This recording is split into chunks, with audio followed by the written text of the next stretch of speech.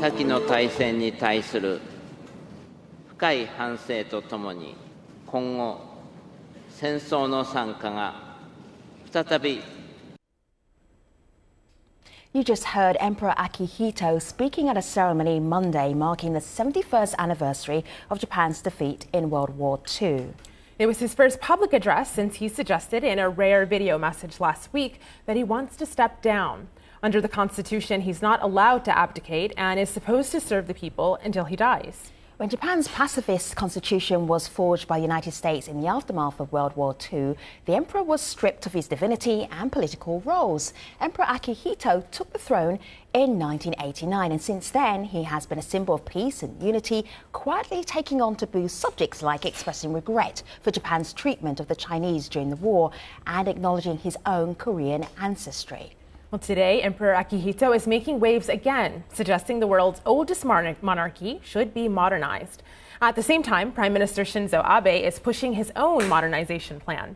His goal to revise the post-war constitution became possible just last month when his party won a majority in the upper house of parliament, clearing the way for the right-wing reforms he seeks. But Abe's conservative supporters worry the abdication issue could divert political energy from his agenda. The emperor is indeed the symbol of the nation. And as Jake said, he is an insurance policy, but he's an insurance policy with a conscience.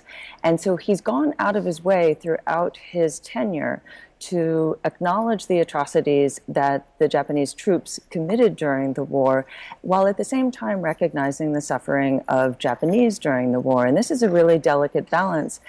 Two paragraphs that he said in 2013 on his annual birthday press conference, because in that he covers everything, both Japan's responsibility for the war and the fact that the Constitution of Japan isn't imposed upon Japan by outside forces, and helped us get there. And let's not have another dumbass war or change the Constitution. That the emperor mentioned. So online, people are talking about the potential for constitutional reform.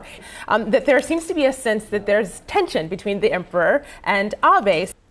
NHK is one of the most conservative news organizations in Japan, and Abe has appointed two of his extreme right-wing allies to oversee it and make sure they don't report anything that is disadvantage to them. One of the most recent collaborations is this on the Daily Beast. The Emperor strikes back. Japan's monarch takes on imperialist Abe. I'm just wondering, Alexis, do you see it that way? Do you see the Emperor's speech last week, do you see it as a strike back for the man of the people?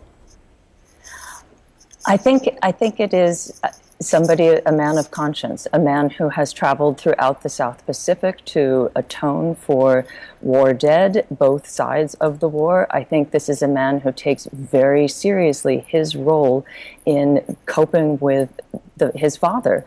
And I don't mean to be psychological about this, but in his father's name, 20 million Asian lives disappeared. Prime Minister Abe's grandfather, Kishi, is a Class A war criminal, and that he, Shinzo Abe, will rectify the situation by sending Japanese troops abroad. You know, Alexis, I hear what you're saying, but there seems to be this disconnect here because you mentioned, of course, the opposition being sort of small.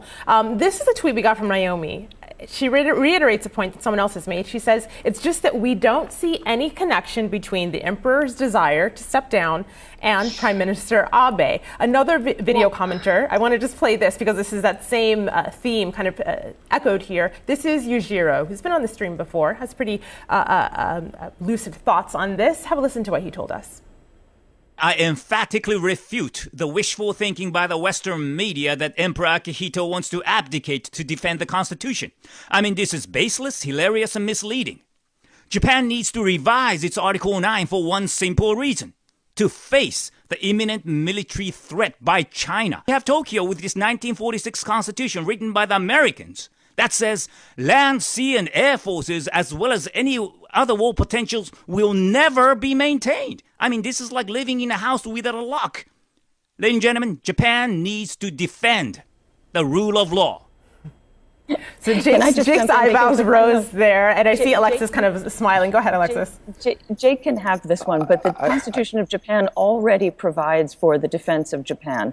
There is nothing that needs to be changed about the Constitution in the case of this imagined Chinese imminent attack, which is not going to happen. Thank you so much for being part of the stream. I'll see you online. Take care, everybody.